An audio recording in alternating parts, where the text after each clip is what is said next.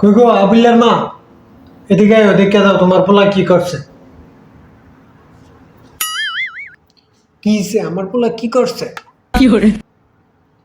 তোমার পোলা আবুল্লা আমার কাছ থেকে 500 টাকা নিয়ে বলছে যে আর্জেন্টিনা জার্সি কিনে আনবো।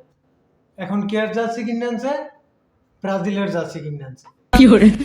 কত বড় বেয়াদব হইছে দেখছো?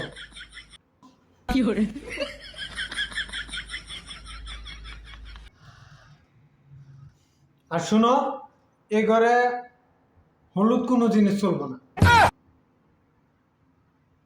কাপড় হোক, কাপড় চোপড় যাই হোক, হলুদ কোনো কিছু চলবো না।